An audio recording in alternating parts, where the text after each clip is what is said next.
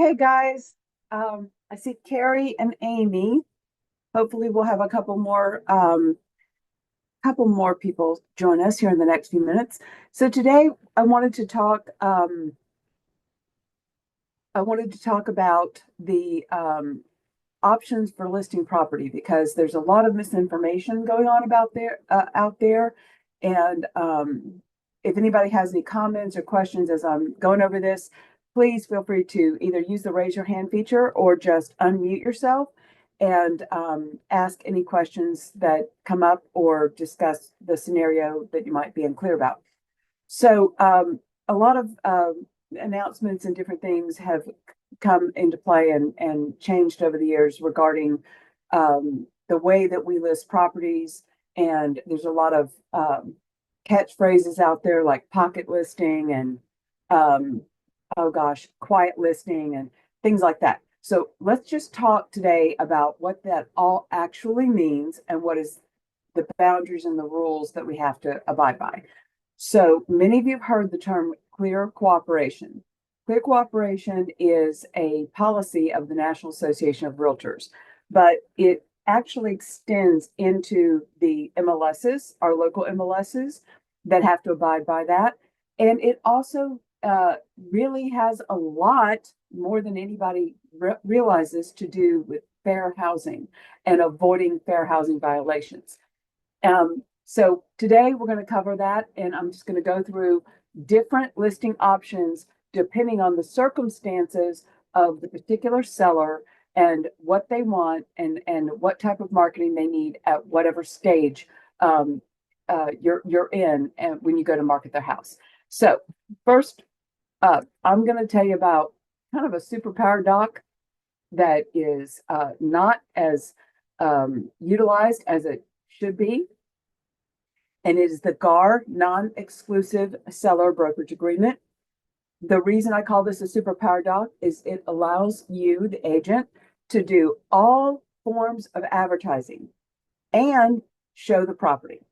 The one thing it does not allow is FMLS and Georgia MLS. So if you're in a situation where somebody wants aggressive advertising, they want coming soon, they don't, but they want all that advertising to start now, and even the option of having the property be shown, but they're not ready for FMLS and Georgia MLS. Maybe they don't want that at all, but they're not ready right now, and maybe they won't be for several months. I can't tell you guys how beneficial it is to start out with the non-exclusive seller listing agreement, because this does not fall under that clear cooperation criteria. Clear cooperation, as we're going to discuss in the next couple slides, says any advertising whatsoever requires the property to be listed in the local MLS. So the minute you advertise it, even internally among other agents in your office, that's advertising. If anyone knows that this property is listed, that's advertising. So no sign, no MLS, no advertising internally, externally, websites, social media, nothing. And absolutely no showings are allowed until it goes completely active and is available for anyone in the public to have equal opportunity to see it. With the non-exclusive, which is so cool, if somebody's not wanting to have it on the FMLS and Georgia MLS yet, but they want you to advertise it, perhaps just as coming soon, but advertise it all over the place and even be allowed to show it, then the non-exclusive is going to fit the bill for you. So that's just something I want you guys to be aware of. And you could even have a seller sign a non-exclusive that goes into effect today and is in effect for, say, 3 months, and then simultaneously have them sign the exclusive and put the term on the exclusive starting a couple of months from now, whenever the other one ends, and the on-market date being very quickly after the beginning of that term, so that you're going to put it live and in the system and active, et cetera, et cetera.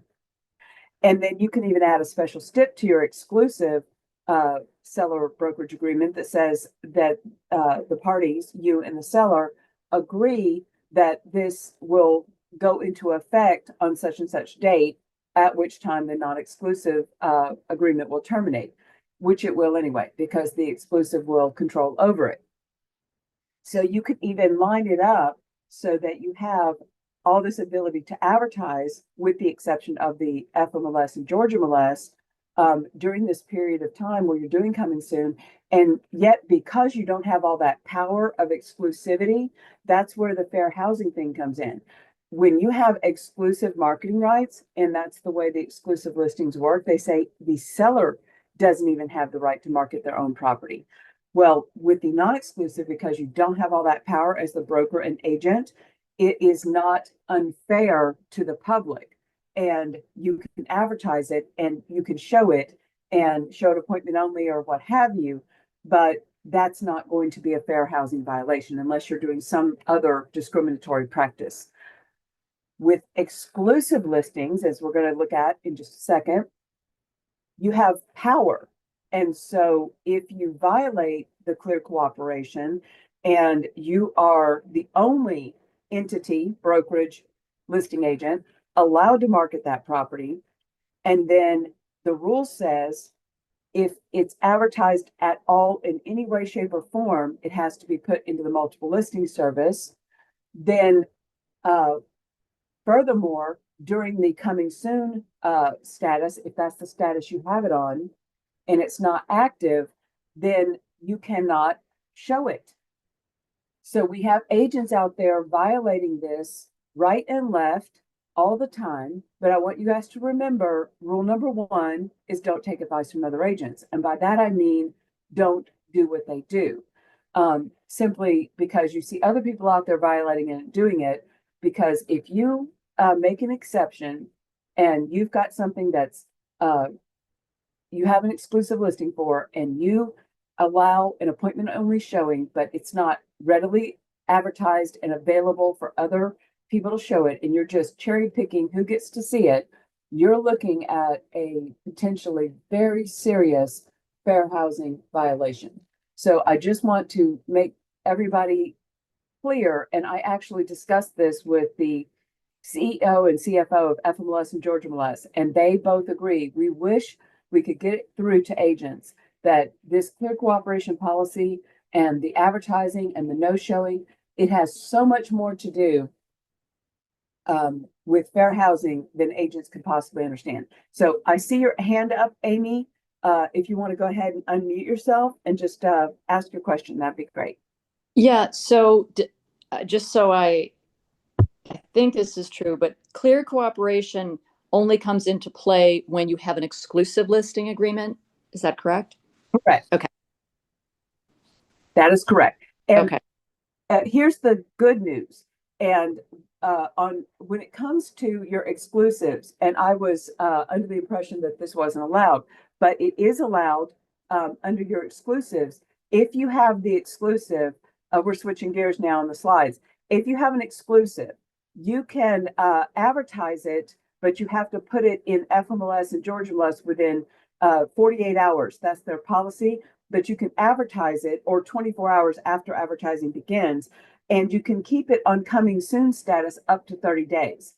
The key to that is the advertising must be coming soon. It must be in the MLS, and if you're on market date, must be in the listing agreement as being within a 30-day window of when this was signed, and it must be in the MLS, and it must be if it's at coming soon status because it's not on the on market date yet, no problem, but you absolutely positively cannot show it or allow showings.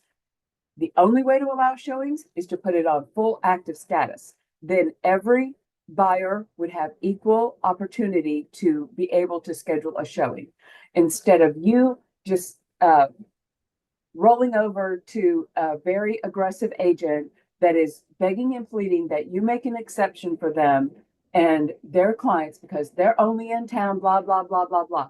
I can't tell you how many agents I've had call and ask me that question or call and tell me this is what they've already done or this is what they're being pressured to do.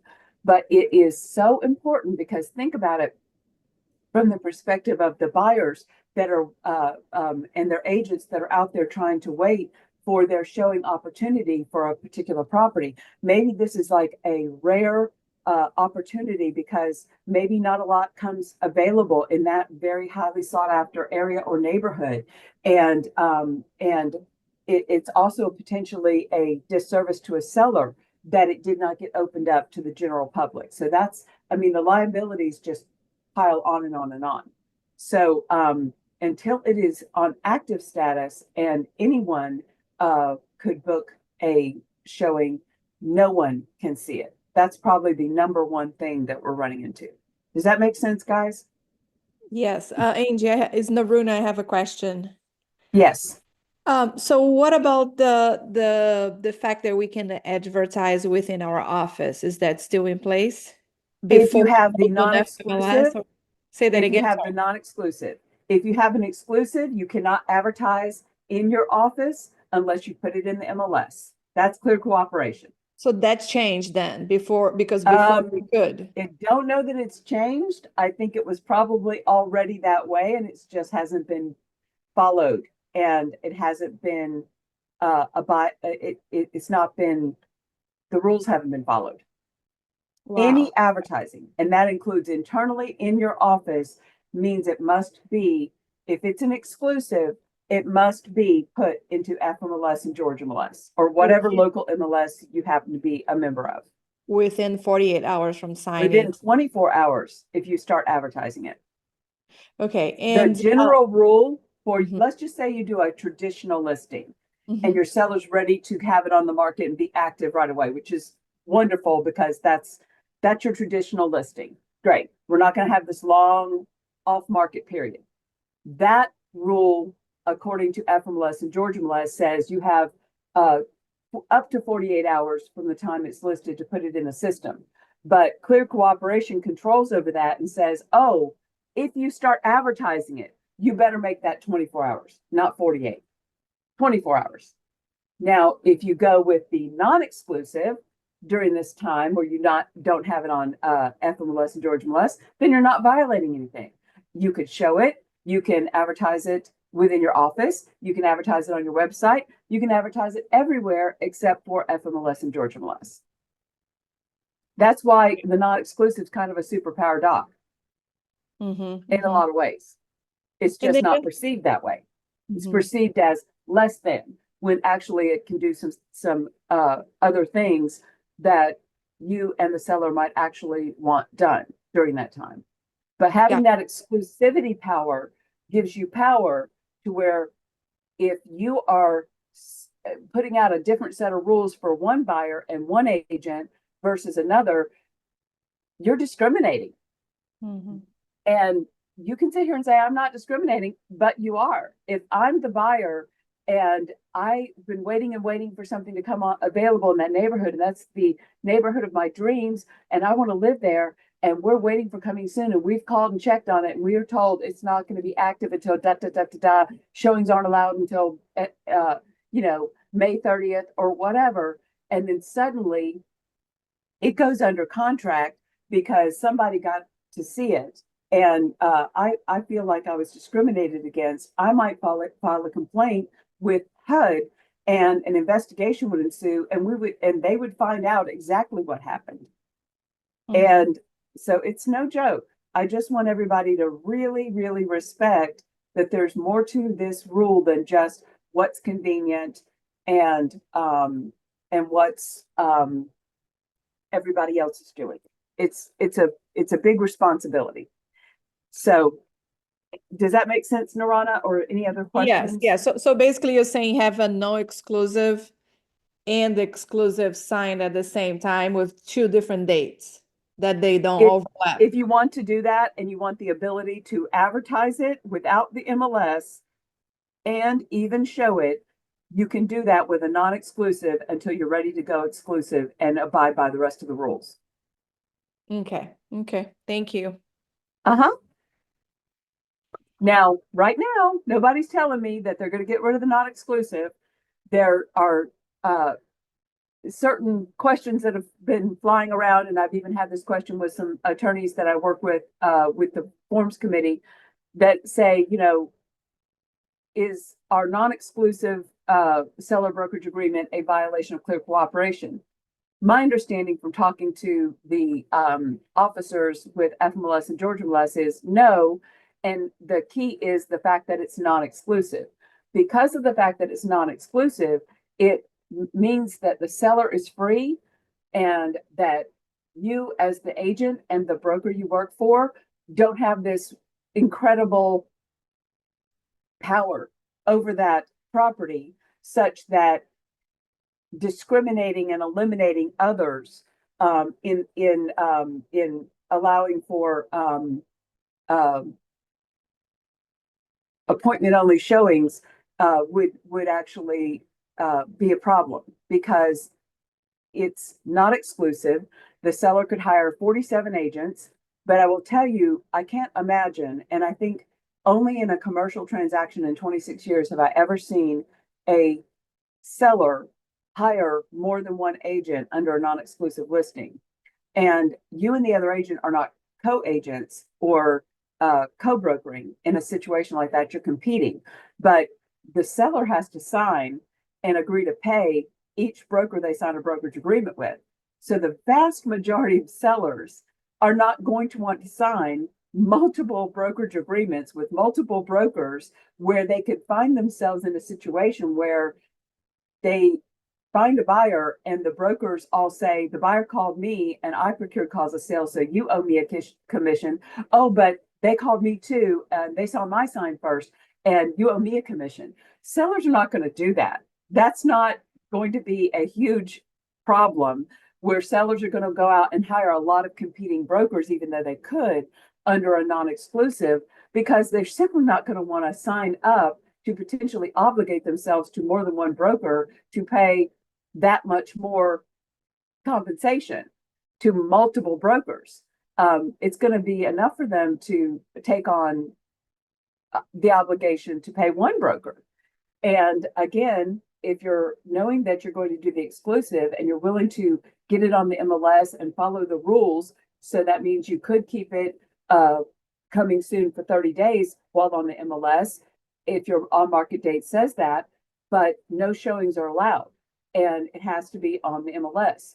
So if you're wanting to tier this up with internal marketing and even the ability to show it, the non-exclusive and then graduating to an exclusive would allow that. Now, let's say you have an exclusive, because this is what we're seeing agents doing. You have an exclusive, and I'm going to move it to the next slide. And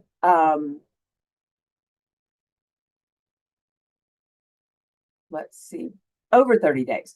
Let's say you have an exclusive that is over 30 days. So in the over 30 days, as long as you are not advertising it at all, you can have an exclusive listing agreement and the seller can sign it today.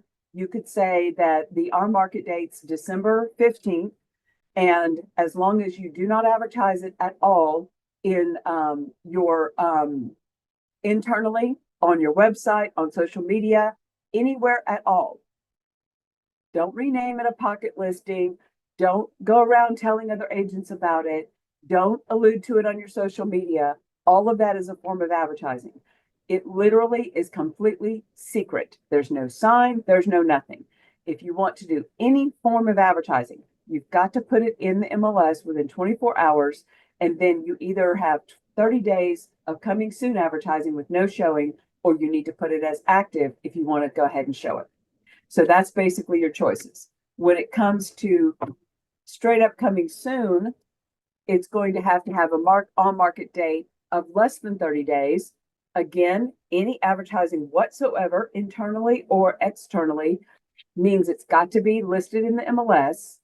It can stay on coming soon status, but during coming soon status, you're able to advertise it as coming soon. You're even able to put a sign out and put it on your website, do all these other forms of advertising, as long as you have it on FMLS and Georgia MLS, but you cannot show it and allow it to be shown in these coming soon status or exclusive listings where the on-market date has not yet come to pass.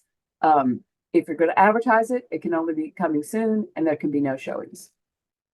Angie, just to clarify, if you're on coming soon status and you go live, the day you go live is day one, like 0 days on the market, correct?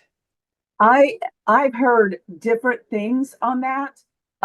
Somebody told me that the days on the market started counting during the coming soon. I don't know. That's an excellent question. That would be more of a question for FMLS and Georgia MLS. I don't know. I think that it doesn't start counting until it's active. Because I think if it did count in coming soon as your days on the market, that a lot of people would be very disenchanted by that status because it looks like the property's an old listing when it's not. But I don't want to tell you 100%. Yeah, I think that's the case. I just want to make sure that nothing I has think that their software would probably be hopefully set up like that, because it would really be a disservice to the public to make it look like it's been sitting around and not selling when it wasn't active and no showings were allowed. So I'm pretty sure that active status is when your days on the market start counting. Okay, yeah, I think that's the case I too. think we would have had a big hissy fit being thrown by a lot of agents and brokers if it were the other way around. We would have heard about it. So my understanding is it's active status. Okay, so I believe it remains the same. Okay, thank you. And so I'm just trying to tell you guys to and feel free if you guys want to. I can email you the or the PowerPoint. Hopefully, is in the chat. Let me look. So thanks, Barbara. I'm going to get the Hogue assistant, to take the PowerPoint, because I emailed it and put it in the chat. And you guys open the chat and then get a copy, grab a copy of the PowerPoint and save it and share this. Here it is. I've got it right there. It's in the, it just popped in. So get that and save that to your computer and share this with your fellow agents and explain to them that, you know, renaming something, a quiet listing, a pocket listing, a this, that, it's a whatever.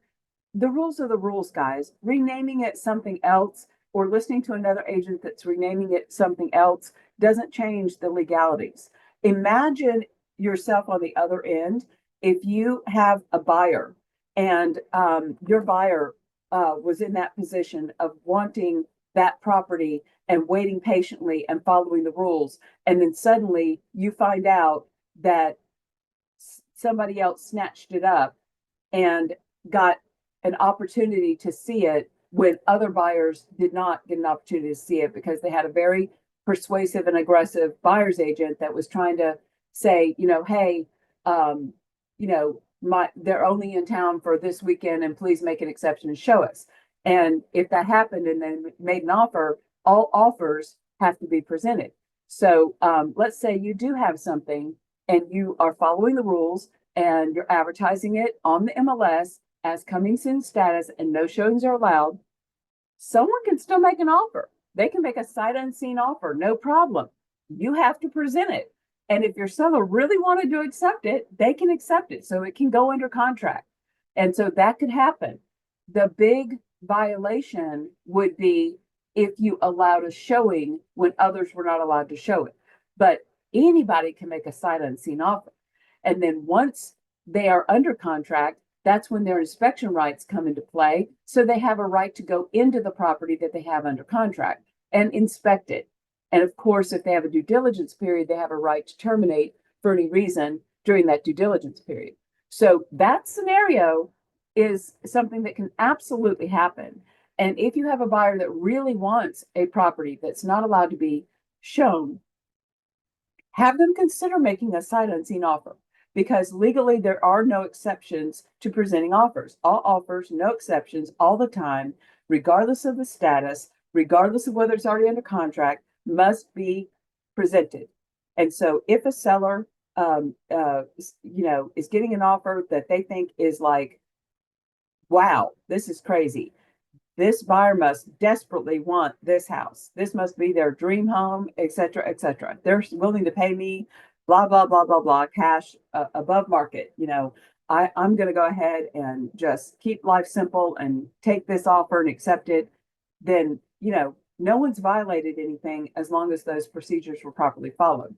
Where you're violating is if you are advertising but not putting it in the MLS and you have that exclusive power, or you're allowing a showing when it's not active.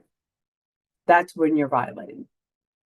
And it's no joke. And when we went through this huge lawsuit and settlement with the NAR, those were federal laws.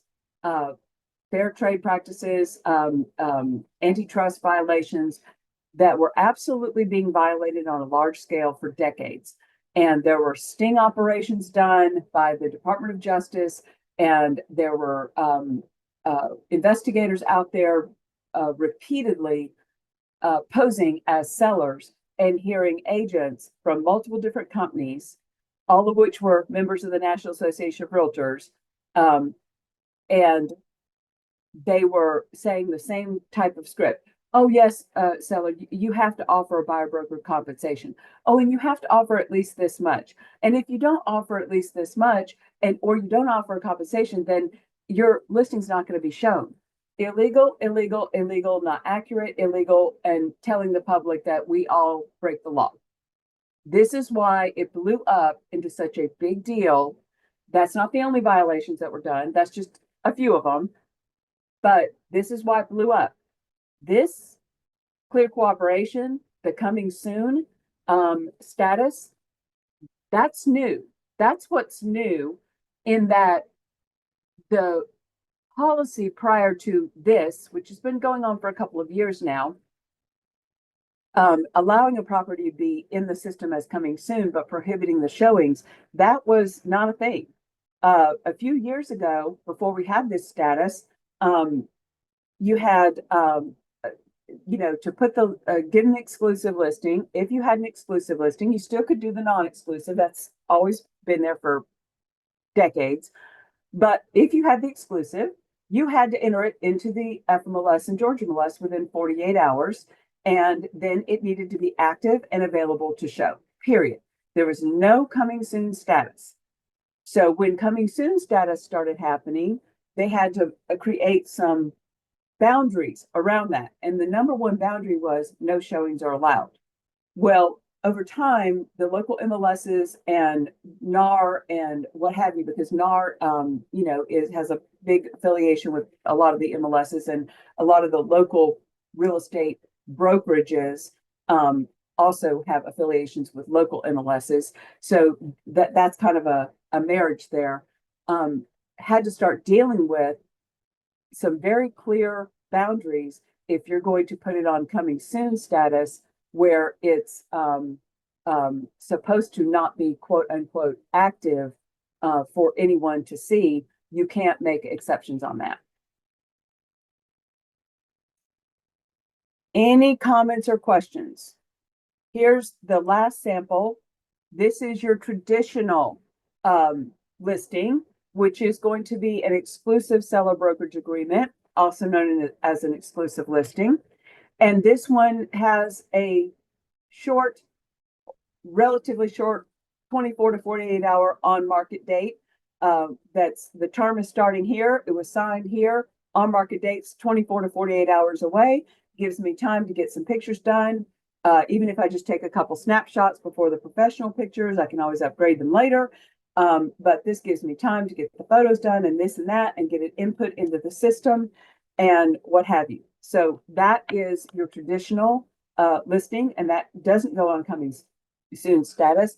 The on market date is right away, and that goes on active status.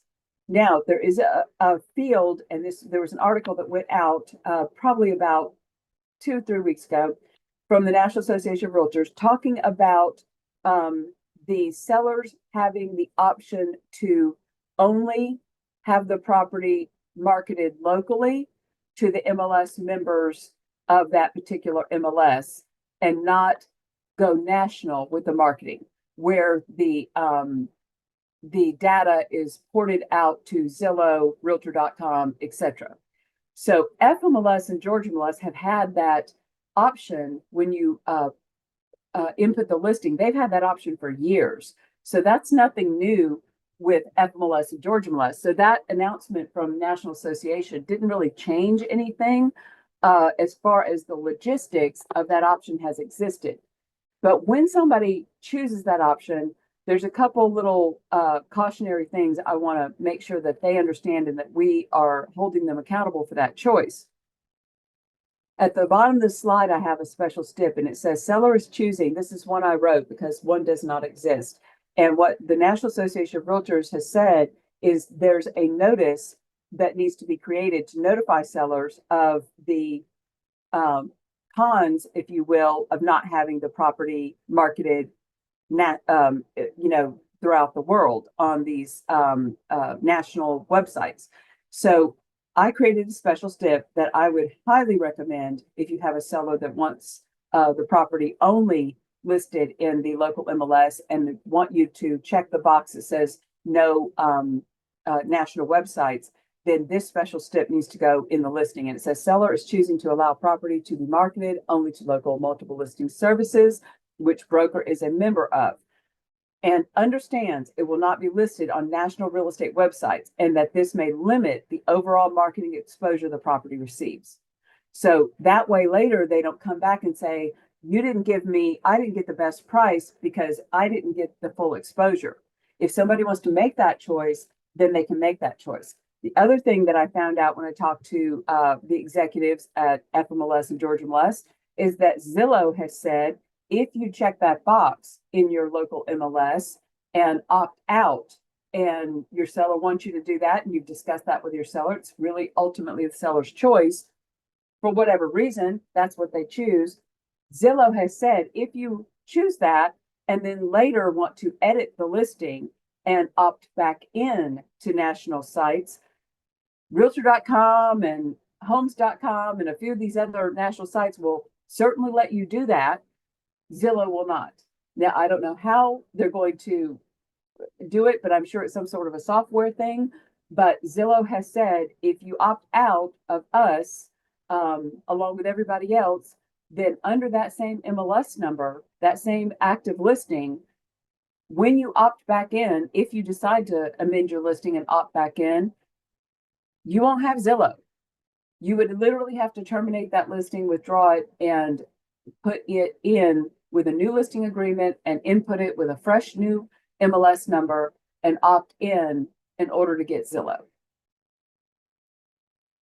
Any questions, comments?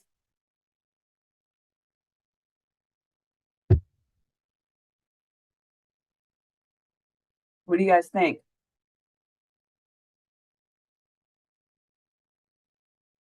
Barbara?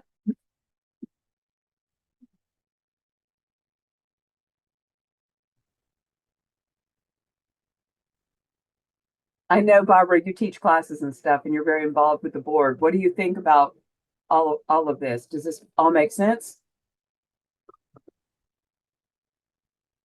I know you're unmuted, but for some reason I can't hear you. Okay, I see some comments on the chat and I don't know why I can't hear you, Barbara. I was able to hear everybody else earlier. I apologize, Barbara. I'm not sure why we're unable.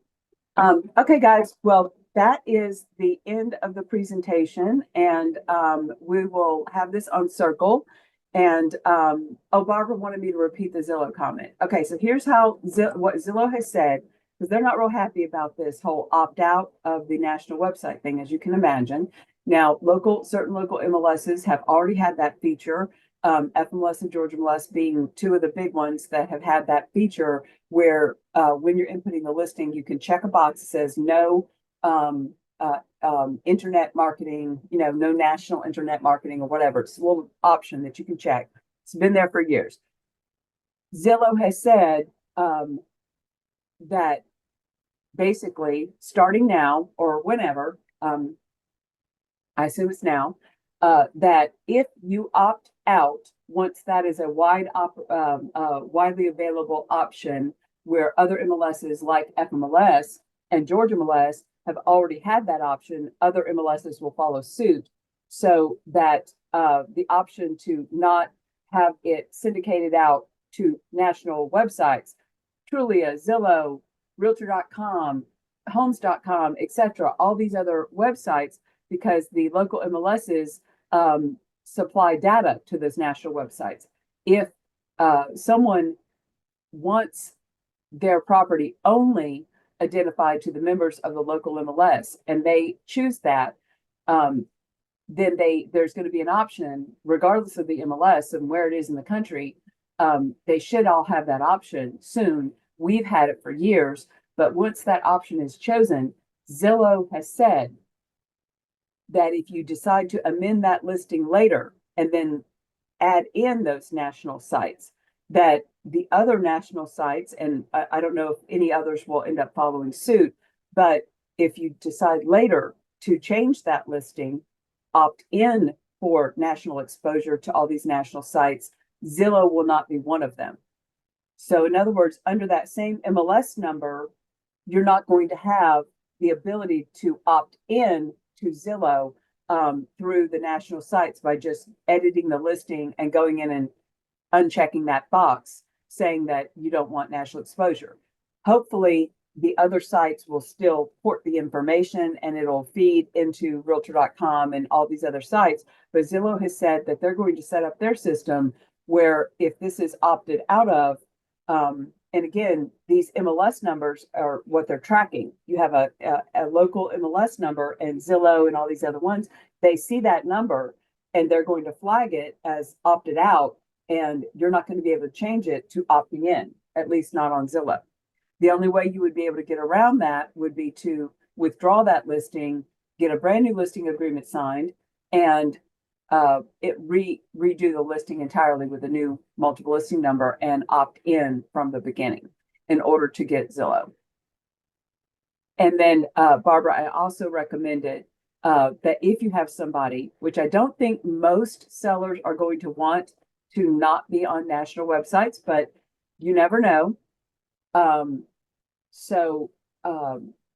If you have a situation where a seller is saying, okay, I understand it's an exclusive.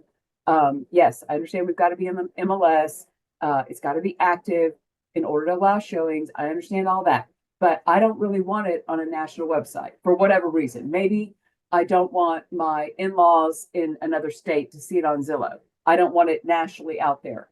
It could be a privacy issue. Okay. I only want it locally marketed. All right. To local MLS members that are members in that particular FMLS, Georgia MLS, Savannah MLS, whichever MLS it is. So you opt out. I want them to be responsible for that choice and understand that and be accountable for that. So I wrote the special stip, and it says sellers choosing to allow property to be marketed only on local multiple listing services, which broker is a member of, and understands that it will not be listed on national real estate websites, and that may limit the overall marketing exposure the property receives.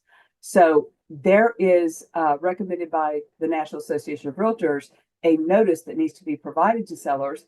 That notice doesn't currently exist, to my knowledge. It hasn't been created. I'm sure we will get a notice of that sort, either created by the GAR Forms Committee. I'll find out soon, hopefully, or maybe we'll get a notice of that sort, provided by the National Association or the local MLSs. But in the meantime, if you have somebody wanting to opt out of that national exposure to the national websites, this special stip would be my recommendation, because we really want life's all about choices. Ultimately, the seller has the choice of how much exposure and marketing they want, but we are the professional and we have to know the rules and guidelines so that not only we, but our sellers protected from any claims of discrimination. So it doesn't just involve us, it also would involve the client. So we've got to be very, very respectful of these rules and understand them. Any questions? Angie, I do. So I got a listing agreement signed, exclusive listing agreement signed today with the marketing commencement date for June 10th. So now I understand that has to be a secret until I put it on FMLS, on the MLS, um, unless I get a non-exclusive for No, the period. or correct, or unless unless you do and you really would have to go and edit and change your exclusive because if you have the listing terms starting now, then those two would conflict with one another. So you've got, if your listing term says your listing term starts now today and the on market date is June 10th, then you can't just go get a non-exclusive sign because that conflicts with your exclusive. The only time you can have them simultaneous is if you have a non-exclusive that is in effect with a term now, May 19th through, July 19th. And then my exclusive with a term that starts July 20th and so on. So your listing term would have to be amended on the exclusive one to allow you to get the non-exclusive. Or you can go ahead and put that in there and advertise it, but you'd have to put it in the system, in the MLS. You have that ability to do that today with your on-market date being less than 30 days, and you could put it as coming soon status, and that would even allow you to put a sign in the yard and do any other type of advertising you want. But the one thing it won't allow you to do, Norana, is show it. Oh, yeah, I got it. So you can leave it like it is and either keep it a complete lid on it, not talk about it internally, not talk about it externally, not post it on Facebook, not put teasers out there, no sign, no nothing, and keep a complete lid on it. It's a total secret, but you do need to still put it in command because you have to upload all docs that you're doing, and your broker always has to know when you're out practicing real estate. And just wait and put it out inactive on the on market date, or you can put it in today, advertise it, and put it on coming soon status, do a sign, do this, do that, but absolutely no showings. That's your choices. Perfect. Thank you so much. That's very helpful. Yes, no problem. Appreciate it. Any more questions before we wrap up? Has this been helpful, guys? Does this at least kind of break down your choices a little bit? Yes, thank you so much. So I'm just trying to break down your choices, and you guys can always reach out to broker support. But basically, we do have a lot of options. Sellers have a lot of options, and it's not that complex. And I'm going to repeat it as many times as I can so that we really get our mind wrapped around what our options and choices are. But at the end of the day, there's a lot of choices, but within those choices comes responsibility and rules we have to follow, because none of us want to intentionally or unintentionally discriminate against anyone or commit or any kind of violation of that sort, or get our seller in a situation where they would potentially be accused of discrimination. So that's the big picture here. All right, I'm going to wrap up, and this will be posted on Circle. And did I have a question? JC, did you have a question? Yes, I was in the car and I just got home. Could you put the slides back in the chat? I don't see anything in the chat currently. Okay, hold on a second. They are right there at the beginning of the chat. If you scroll down, I'm going to ask the assistant to put that back at the top in the chat again. Thank you. There they are. She just There it is. Awesome. put it in there. So save that and then just read over it, because it's very clear. These are my boundaries. If I have this agreement, this is what I can do. If I have this agreement, this is what I can do. If I have this agreement, this is what I can do. And I have this agreement, this is what I can do. That's really what I'm trying to accomplish here. And then never hesitate to email me, text me, or email broker@heartatl.com and ask any questions that you might have of any clarity that you need whatsoever. That's what we're here for. I appreciate you all joining me today. Tom is going to be teaching part 1 of Contracts 101, which is prior to writing your offer. where you're getting the buyer pre-qualified and kind of gathering information, and it goes over the buyer brokerage agreement in detail. He's going to start that at 1 o'clock, so about 13 minutes from now. So if you guys want to log back in, it's the same link, I believe. Then join Tom here in a few minutes. Like I said, it's going to go into a lot of detail about the buyer brokerage agreement, so it's going to be really helpful. Thanks so much for being here. I appreciate it, and I'll see you again in a couple weeks. Bye, everybody. Thank you again. Thanks.